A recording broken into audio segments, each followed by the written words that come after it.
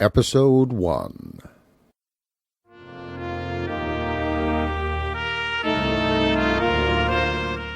Heretics by G.K. Chesterton. Read by David Grizzly Smith.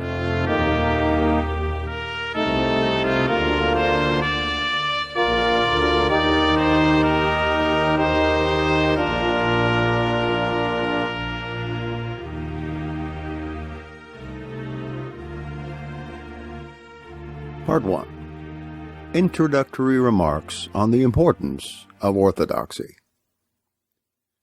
Nothing more strangely indicates an enormous and silent evil of modern society than the extraordinary use which is made nowadays of the word orthodox. In former days, the heretic was proud of not being a heretic. It was the kingdoms of the world, and the police, and the judges who were heretics. He was orthodox. He had no pride in having rebelled against them. They had rebelled against him. The armies with their cruel security, the kings with their cold faces, the decorous processes of state, the reasonable processes of law, all these, like sheep, had gone astray. The man was proud of being orthodox, was proud of being right. If he stood alone in a howling wilderness, he was more than a man. He was a church. He was the center of the universe. It was round him that the stars swung. All the tortures torn out of forgotten hells could not make him admit that he was heretical. But a few modern phrases have made him boast of it. He says, with a conscious laugh, "I suppose I am very heretical," and looks around for applause. The word heresy not only means no longer being wrong, it practically means being clear-headed and courageous. The word orthodoxy not only no longer means being right, it practically means being wrong. All this can mean one thing, and one thing only. It means that people care less for whether they are philosophically right. For obviously a man ought to confess himself crazy before he confesses himself heretical. The Bohemian with a red tie ought to pique himself on his orthodoxy. The dynamiter laying a bomb ought to feel that, whatever else he is, at least he is orthodox. It is foolish, generally speaking, for a philosopher to set fire to another philosopher in Smithfield Market because they do not agree in their theory of the universe. That was done very frequently in the last decadence of the Middle Ages, and it failed altogether in its object. But there is one thing that is infinitely more absurd and unpractical than burning a man for his philosophy. This is the habit of saying that his philosophy does not matter. And this is done universally in the 20th century, in the decadence of the great revolutionary period. General theories are everywhere condemned. The doctrine of the rights of man is dismissed with the doctrine of the fall of man. Atheism itself is too theological for us today. Revolution itself is too much of a system. Liberty itself is too much of a restraint. We will have no generalizations. Mr. Bernard Shaw has put the view in a perfect epigram. The golden rule is that there is no golden rule. We are more and more to discuss details in art, politics, literature. A man's opinion on tramcars matters. His opinion on Botticelli matters. His opinion on all things does not matter. He may turn over and explore 1,000,000 objects, but he must not find that strange object, the universe. For if he does, he will have a religion and be lost. Everything matters, except everything. Examples are scarcely needed of this total levity on the subject of cosmic philosophy. Examples are scarcely needed to show that, whatever else we think of as affecting practical affairs, we do not think it matters whether a man is a pessimist or an optimist, a Cartesian or Hegelian, a materialist or a spiritualist. Let me, however, take a random instance. At any innocent tea table we may easily hear a man say, "Life is not worth living." We regard it as we regard the statement that it is a fine day. Nobody thinks that it can possibly have any serious effect on the man or on the world. And yet, if that utterance were really believed, the world would stand on its head. Murderers would be given medals for saving men from life. Firemen would be denounced for keeping men from death. Poisons would be used as medicines. Doctors would be called in when people were well. The Royal Humane Society would be rooted out like a horde of assassins. Yet we never speculate as to whether the conversational pessimist will strengthen or disorganize society, for we are convinced that theories do not matter. This was certainly not the idea of those who introduced our freedom. When the old liberals removed the gags from all the heresies, their idea was that religious and philosophical discoveries might thus be made. Their view was that cosmic truth was so important that everyone ought to bear independent testimony. The modern idea is that cosmic truth is so unimportant that it cannot matter what anyone says. The former freed inquiry as men loose a noble hound. The latter frees inquiry as men fling back into the sea a fish unfit for eating. Never has there been so little discussion about the nature of men as now, when, for the first time, anyone can discuss it. The old restriction meant that only the orthodox were allowed to discuss religion. Modern liberty means that nobody is allowed to discuss it. Good taste, the last and vilest of human superstitions, has succeeded in silencing us where all the rest have failed. 60 years ago it was bad taste to be an avowed atheist. Then came the Braidlawites, the last religious men, the last men who cared about God, but they could not alter it. It is still bad taste to be an avowed atheist, but their agony has achieved just this, that now it is equally bad taste to be an avowed Christian. Emancipation has only locked the saint in the same tower of silence as the heresiarch. Then we talk about Lord Anglesey and the weather and call it the complete liberty of all the creeds.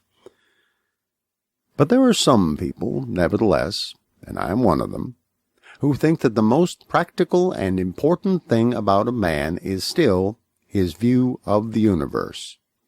We think that for a landlady considering a lodger, it is important to know his income, but still more important to know his philosophy. We think that for a general about to fight an enemy, it is important to know the enemy's numbers, but still more important to know the enemy's philosophy. We think the question is not whether the theory of the cosmos affects matters, but whether in the long run anything else affects them. In the 15th century, men cross-examined and tormented a man because he preached some immoral attitude. In the 19th century, we feted and flattered Oscar Wilde because he preached such an attitude, and then broke his heart in penal servitude because he carried it out. It may be a question which of the two methods was the more cruel. There can be no kind of question which was the more ludicrous. The age of the Inquisition has not at least the disgrace of having produced a society which made an idol of the very same man for preaching the very same things which it made him a convict for practicing. Now, in our time, philosophy, or religion, our theory, that is, about ultimate things, has been driven out, more or less simultaneously, from two fields which it used to occupy. General ideals used to dominate literature. They've been driven out by the cry of art for art's sake. General ideals used to dominate politics. They've been driven out by the cry of efficiency, which may be roughly translated as politics for politics' sake. Persistently, for the last 20 years, the ideals of order or liberty have dwindled in our books.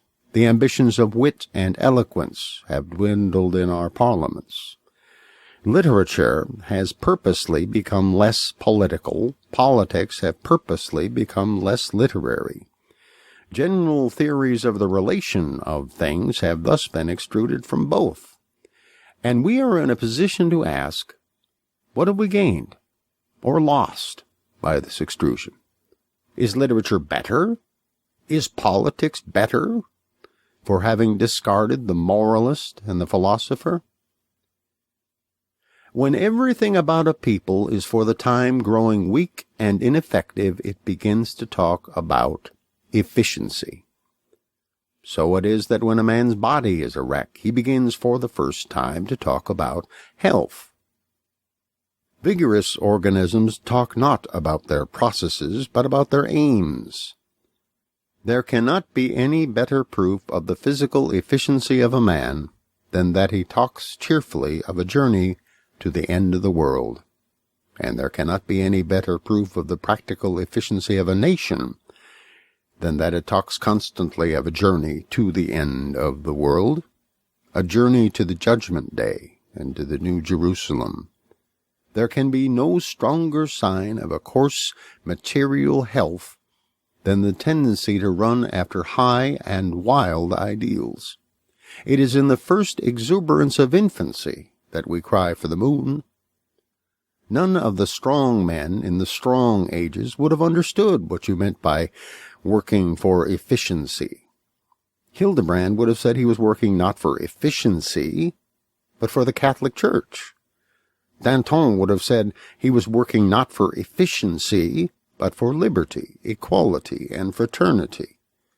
Even if the ideal of such men were simply the ideal of kicking a man downstairs, they thought of the end like men, not of the process like paralytics. They did not say, efficiently elevating my right leg, using, you will notice, the muscles of the thigh and calf, which are in excellent order, Their feeling was quite different. They were so filled with the beautiful vision of the man lying flat at the foot of the staircase, that in that ecstasy the rest followed in the flesh. In practice, the habit of generalizing and idealizing did not by any means mean worldly weakness. The time of big theories was the time of big results. In the era of sentiment and fine words at the end of the 18th century, men were really robust and effective. The sentimentalists conquered Napoleon. The cynics could not catch De Wet. 100 years ago, our affairs, for good or evil, were wielded triumphantly by rhetoricians. Now our affairs are hopelessly meddled by strong, silent men. And just as this repudiation of big words and big visions has brought forth a race of small men in politics, so it has brought forth a race of small men in the arts.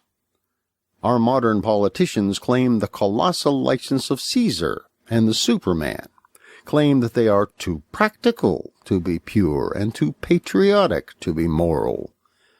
But the upshot of it all is that a mediocrity is Chancellor of the Exchequer. Our new artistic philosophers call for the same moral license, for a freedom to wreck heaven and earth with their energy. But the upshot of it all is that a mediocrity is poet laureate. I do not say that there are no stronger men than these, but will anyone say that there are any men stronger than those men of old who were dominated by their philosophy and steeped in their religion? Whether bondage be better than freedom may be discussed, but that their bondage came to more than our freedom, it will be difficult for anyone to deny. The theory of the unmorality of art has established itself firmly in the strictly artistic classes. They are free to produce anything they like. They are free to write a Paradise Lost in which Satan shall conquer God. They are free to write a divine comedy in which heaven shall be under the floor of hell. And what have they done? Have they produced in their universality anything grander or more beautiful than the things uttered by the fierce Ghibelline Catholic, by the rigid Puritan schoolmaster?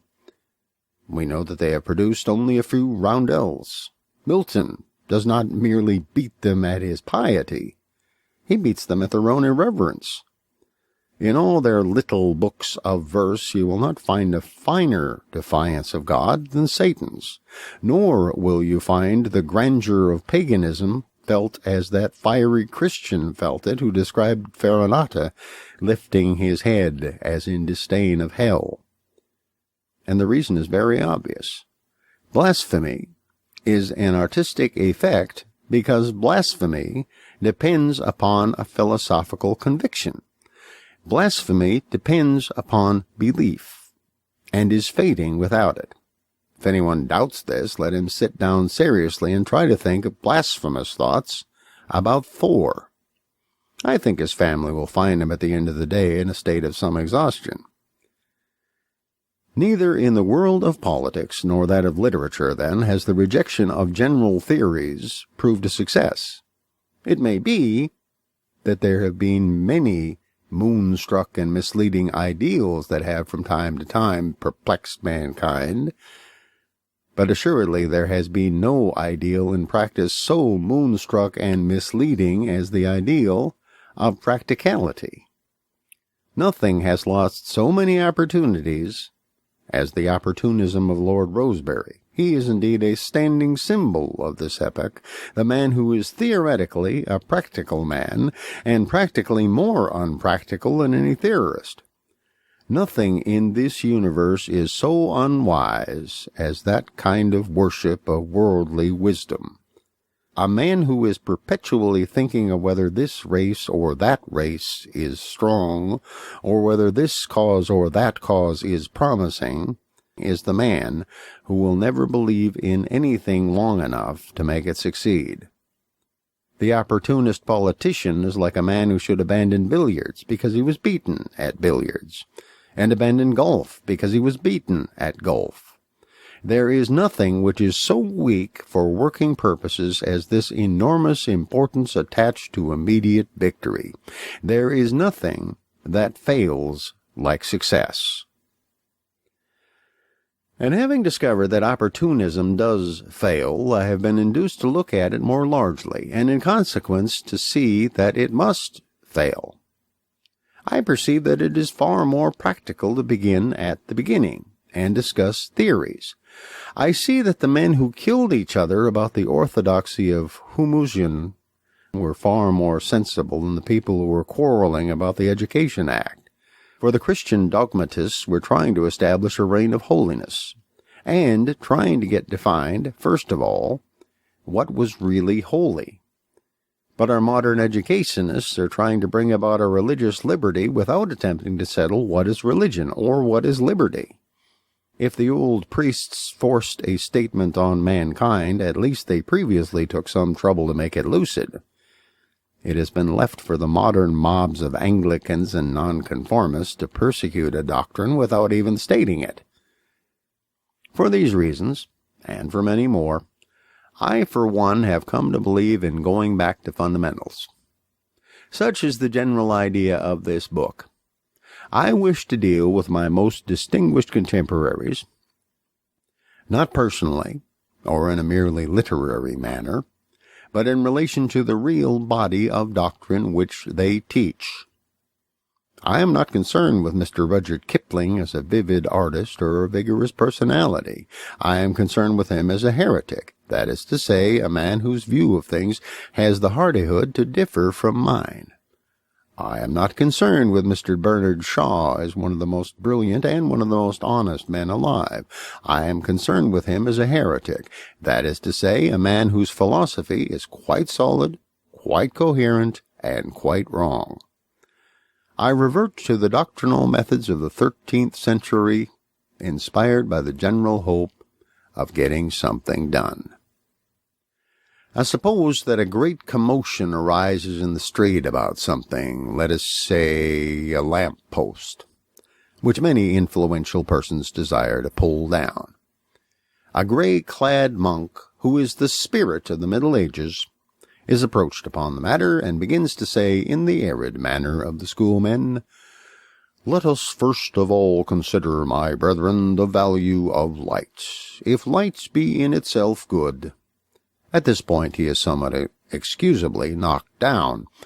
All the people make a rush for the lamppost. The lamppost is down in 10 minutes, and they go about congratulating each other on their unmedieval practicality. But as things go on, they do not work out so easily. Some people have pulled the lamppost down because they wanted the electric light, some because they wanted the old iron, some because they wanted darkness because their deeds were evil. Some thought it not enough of a lamppost, some too much. Some acted because they wanted to smash municipal machinery, some because they wanted to smash something. And there is war in the night, no man knowing whom he strikes. So, gradually and inevitably, today, tomorrow, or the next day, there comes back the conviction that the monk was right after all, and that all depends on what is the philosophy of light. Only what we might have discussed under the gas lamp we must now discuss in the dark.